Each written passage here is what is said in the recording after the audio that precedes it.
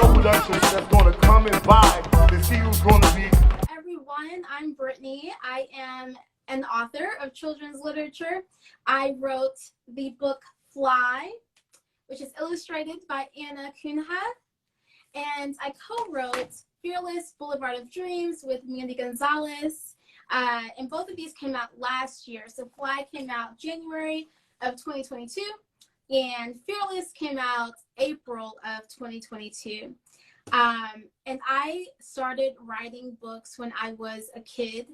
When I do school visits, I like to tell kids that I started when I was their age. So if it's a preschool classroom, kindergarten classroom, school-age classroom, I will say I started when I was your age, because it's the truth, and that you can start anything now. You can start anything today. You don't have to wait until you're grown up to be an author. You're an author today. And when I was a kid, I used to write stories in class. So I showed them the things that I had when I was younger, like my childhood backpack that's still full of like all my stuff. And my first story. So that's where it started with me, was childhood, first grade. I wrote my first story in math class. My teacher wasn't too happy about it, but stories really stuck with me. And I went to grad school for dramatic writing and undergrad for theater. And I was actually living in London, England at the time for about 4 years. And my professor there asked us to write a play. And she kind of, she was really excited about this play that I wrote, which was just really about my family. And she encouraged me to keep going and to keep writing. And I think if it wasn't for her, I probably wouldn't have pursued being an author as a profession, because I didn't. That was the first time someone actually said, I want you to do this because you need to be doing this. Mm. And that was actually, well, to go back to first when you were a child, can you tell us do you remember what that first story was about? Yeah, I tried to find it. I have it, I have a picture of it that I show kids like on PowerPoint, and I was trying to find it so I could like show it to you all, but it's called Going for a Walk.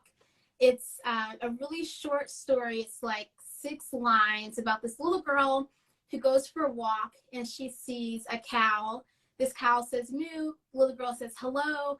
The cow does not say hello back, and the little girl is like confused. And then she continues on her way. And so kids are always, they find it hilarious, which I'm like, okay, I'm glad that you think it's funny. But they love it. They think, oh, they love it. And then we also talk about like the components of a story. So characters and setting and plots and dialogue, and if that story has a plot, or how they would change it so it could have a plot. I love that. I'm sure they love getting to see, here's this published author and here's what she was writing when she was their age. That must be really fun for them. Yeah. And I'm also curious because you talked about writing a play, and now you've written a picture book and a middle grade book. Was that a hard transition, to kind of get your mindset into writing more of a book versus a play, or was that kind of a natural transition? Yeah, it took some time. So when I was in grad school, I was writing plays because that was what my program was in, dramatic writing, School of Drama at Carnegie Mellon. So I was writing plays, and I realized that I love to write plays. I love the stage with all my heart, but I didn't see how I could make that my career and how I can make a living. And I was also working with kids while I was in grad school. So I started I took a play. How my journey also began was that I took a play that I wrote at the time, which was a children's play. It was called The Girl Who Fell from the Stars. And I took that play and I turned it into a novel, a children's novel, which is what I called it at the time. And the transition, I didn't really know what I was doing, to be honest, because at the time I also wasn't reading a lot of children's books. I was reading a lot of plays, but not a lot of children's books. So I reached out to the people in my community who I saw doing what I wanted to do, writing for kids. And one of the first person that I reached out to was Jonathan Oxier, who wrote Peter Nimble, and he's written a book I have behind me that I can't think of the title, but he's great. And so he also was part of the program at Carnegie Mellon, and we had a discussion about children's literature and writing and how I could really switch from writing plays to writing for kids. And that was what helped me to really learn what I should be doing, and then also to break those rules, because I think that there are no rules really. Right. And do you ever see yourself going back and writing more plays, or now that you've started writing the books that you think, oh yeah, this is what I really want to do? I've thought about this. I love watching plays and musicals. I don't know if I will write them. I think that I'm really set on continuing this path with writing for children, but then also open to what will come, and where this path could lead. So you never know. Yeah. I keep it open, but I'm like, for now, it's picture books, it's novels, it's verse. That's where my heart is. Well, and you've been so successful at it. And I also thought it was neat to jump ahead and talk about your middle grade book, even though I think you said it came out second, but just it's such a nice segue into it, because it was so great because of your background in theater. And here you are collaborating with Mandy Gonzalez, and the characters in it, if I remember right, they're all theater kids, right? Yeah. And it's about them going back in time and on Broadway. So can you tell us some about that, and what was that collaboration like? And that must have been so much fun for you to write, considering your background. Yeah. So I've always loved musicals and plays and theater. When I was younger, in high school, I took theater. I couldn't sing, act, or dance, and I always knew that I would be in the background somehow, whether that was doing tech or, stage crew.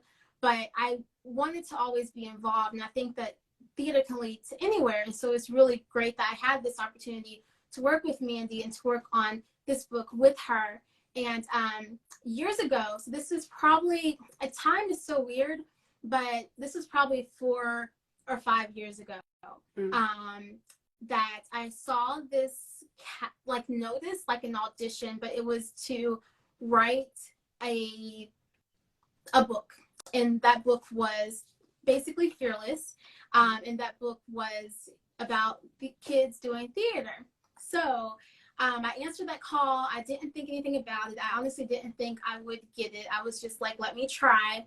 And they asked me to write book 2 of the story. And so it deals with Broadway kids, kids who are stars on Broadway, but their lives and what they go through and how they kind of navigate things, especially family-related situations. And so within this book, the protagonist is Relly, and he's with his friend Monica, and they go on a time adventure, I guess, back in time, where Relly helps his grandfather to see his potential and to learn that you should always follow your heart and what you want to do. And I think that's what people who do theater or who write, who draw, we're following our heart. We're doing what we love. We're doing what comes from the soul, and it helps us connect to others. And it was fun to work on this with Mandy and learn Broadway and learn just what that life is. We're passionate people, and that's what they do on the stage. And so how did the collaboration work? Did you kind of toss ideas back and forth or send drafts to each other, or? Yeah, so it was connecting in terms of ideas, and then throughout the process of writing the story, going back and forth with what the story could look like. Who are the characters that are involved? This is book 2, so it was really Relly's point of view and not Monica's, who was in book 1. But just a lot of back and forth. It was just collaborating and figuring out what the story could be. Right. That must have been fun. I mean, had you ever done any kind of collaboration like that before? Or was it kind of neat to get to work with another author? Yeah, so not in that way. Like, of course, in like college and grad school, and then working, like my work environment, of course, like I've collaborated, but in terms of writing a story, like this was the first time that I had that experience. And Mandy was open and honest and helpful and friendly, and just, you know, just like a guide to this way of living, to what it's like to be a Broadway star, a Broadway actor doing what they love. Oh, that is so neat. And then of course you also have your picture book, which is so beautiful. And I wonder if you could talk about that a little bit, because it's all about a young Black girl, and she's learning, or she's practicing perseverance, building her confidence, and as she's learning double Dutch. What inspired your story? And did you ever do double Dutch? Yeah, so Fly came out almost a year ago today. Well, today's 18th. So Fly came out a year ago on the 11th of January. And I wrote Fly because, for a lot of different reasons, for the kids that I saw when I was a children's specialist and on Reading a Fundamental Story Mobile, for the kids who were me. I wrote for the kids who looked like me, who were myself, basically.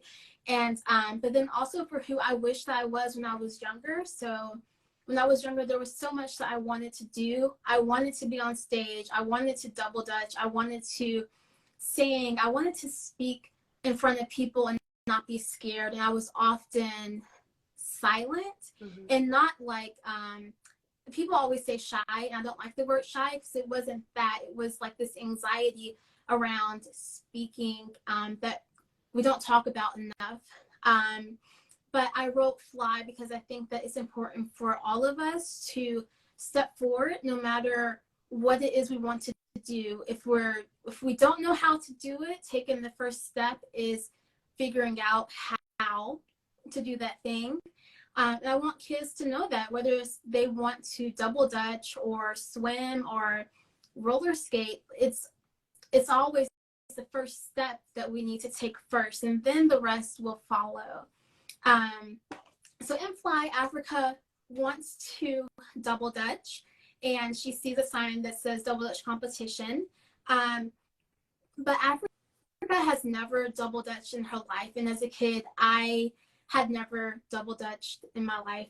But I wanted to, and I would see people doing it, and it inspired me.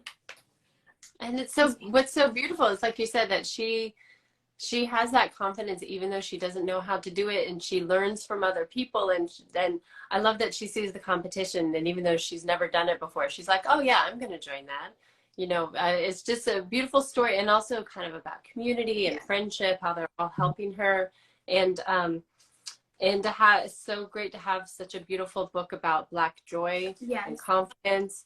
And like you said, I know you mentioned that this grew out of your work as a children's specialist.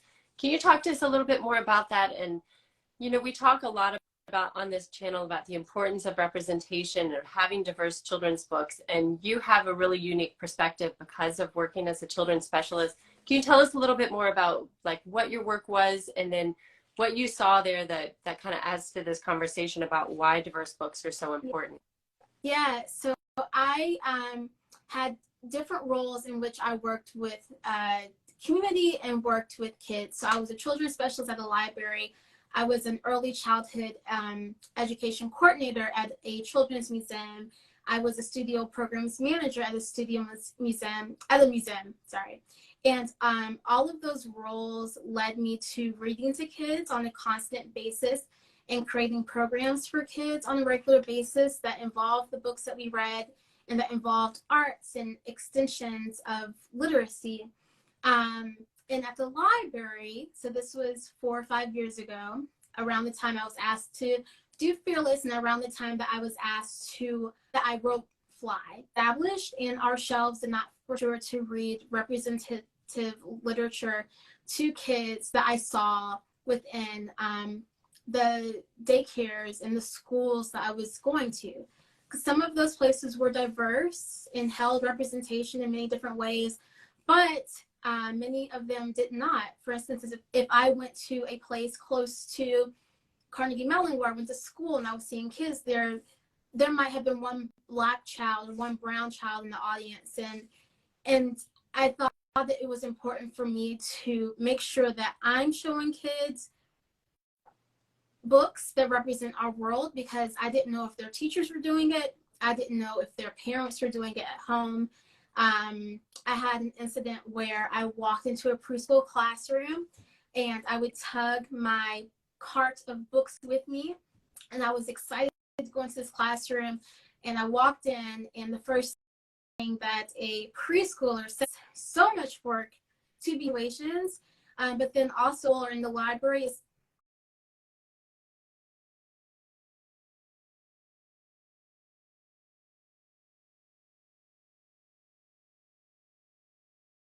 That must be pretty special.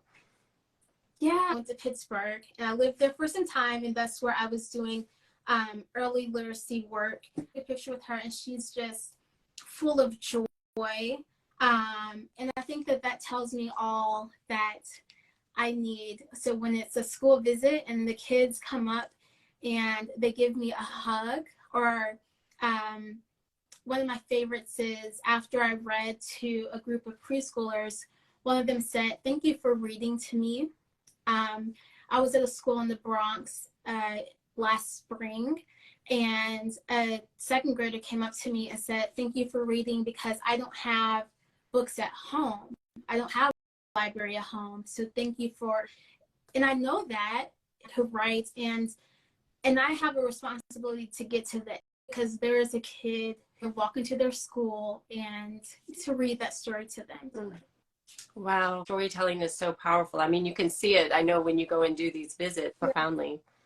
I think that it connects us. It connects us to each other. Stories are like branches of a tree. I can read a story that's not set in Kentucky, not about anybody from Kentucky, and it still feel connected to that person. So it's something that connects us. When I was younger, my family used to tell stories in different ways. We used to take trips from the city to the country, and it was about an hour and a half drive. And I listened to my elders and the stories they told. My grandmother would tell stories about her childhood and her youth, about how she used to hitchhike to go to work. And she told me a story once about how her car went off a cliff and it got stuck on a tree, and she had to climb up with her friends to, to safety. And that it just enlightens your imagination and just lets you realize what's possible, whether that story is fictional or not. But it helps to connect us to each other, helps to make this world not so complicated and often sad and frustrating and hurtful. Stories help to alleviate that. I love that. Well, I'm so glad that you came and you took the time to share your stories with us. Number 1, number 2, and number 3 today. Back in the day.